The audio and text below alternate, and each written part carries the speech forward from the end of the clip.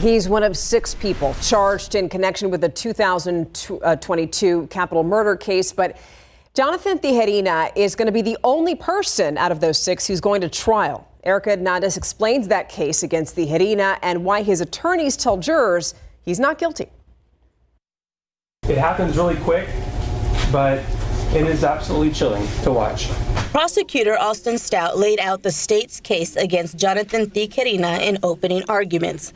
Stout says video evidence will show he was the first person to approach the vehicle Takai TK Michael was sitting in before he was killed. And what happens after that is really quick.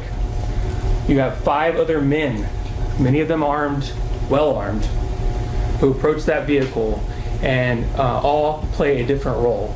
Michael, his girlfriend, and her 2 friends were parked outside a hookah lounge off Eisenhower Road. Stout says the men pulled one woman out of the car. Michael's girlfriend got pistol whipped, and Michael was shot several times. This defendant goes over and rifles through this dead man's belongings. You're going to see that on video.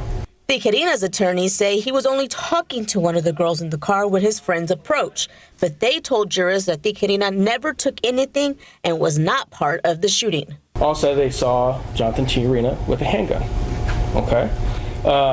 But you're never going to see that handgun in the video. Never going to see a gun in Jonathan's hand.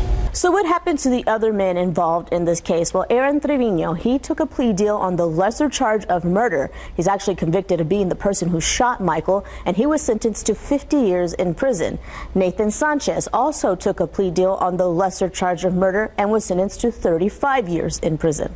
Andres Villarreal and Arturo Reyes were both sentenced 20 years on the lesser charge of aggravated robbery, and Robert Ortiz is awaiting sentencing after also taking a plea deal. As for Tijerina, he waits to see if a jury will find him guilty or not guilty. Erica Hernandez, KSAT 12 News.